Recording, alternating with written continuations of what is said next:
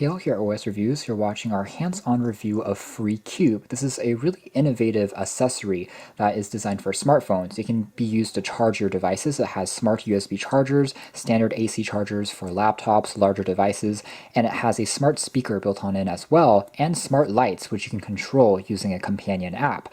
All of these different parts are stackable and modular. You can swap them out even for future accessories as they come out, rearrange, shuffle, add what you need, remove what you don't, and there's even a quick charge wireless charger on the very top they can use for the iPhone X, Samsung Galaxy, and many other devices that's supporting wireless charging these days.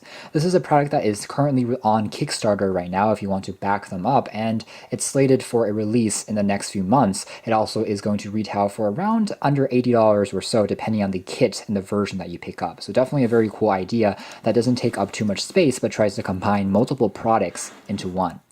We've plugged into power, and let's discuss each of the individual modules in a little bit more detail. Starting with the base, there's actually a touch-sensitive switch that you can tap on once, and you'll hear a click, and that means power is now flowing through all of the ports. So for instance, if I want to now plug in a charger onto one of the side ports here, it will immediately begin charging my phone. As you can see here, inserting it into one of the front ports. It's not a Qualcomm quick charge enabled charger, but it will still work as far as providing power up to 5 volt 2.1 amps in our testing so far. So the safety switch actually works quite well. When you're done, just simply tap on it gently and it will turn off immediately. So again, this is a capacitive sensor and not a physical one, so you can just have a very slight kind of touch and it will turn off. Alright, so the next module on top we can take a look at would be the speaker.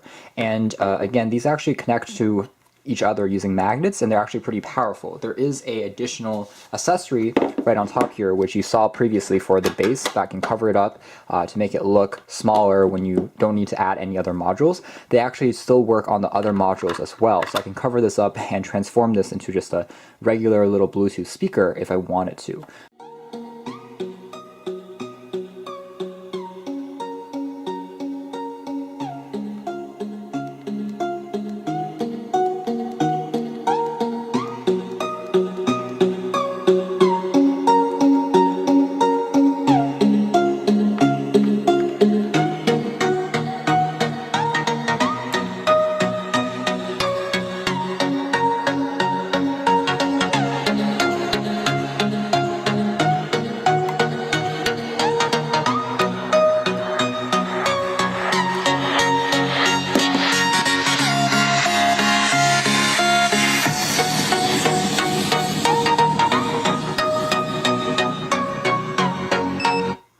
Alright, so pausing the track there, the takeaway is the Bluetooth speaker is a lot better than I was expecting. The most impressive thing is it gets really loud. We were only about 80% there, and it easily filled up this room.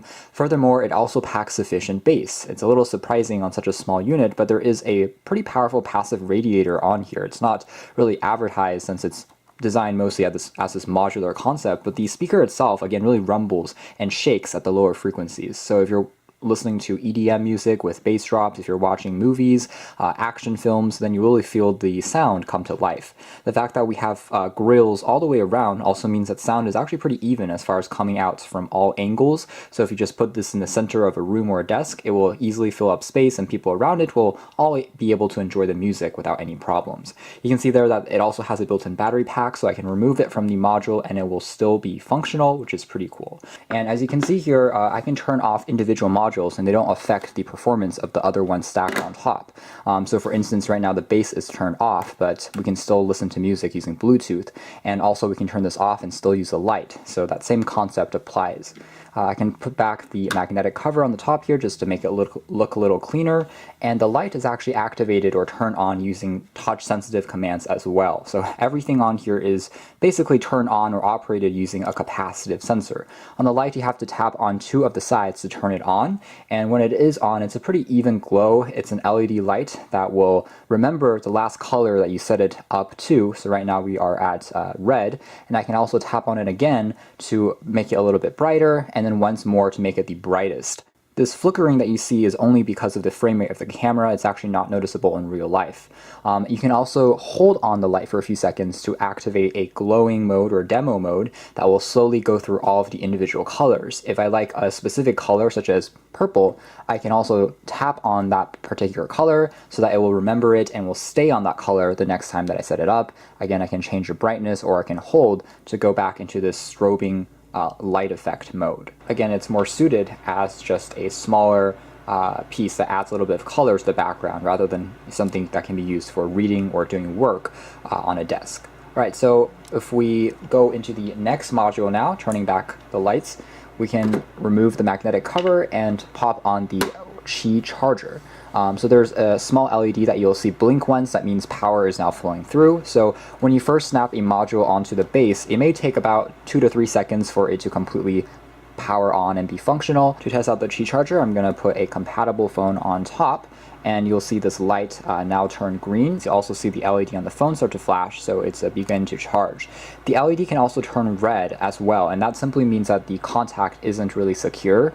You'll see that the light has now turned red, and that means it's not properly kind of connected to the charger.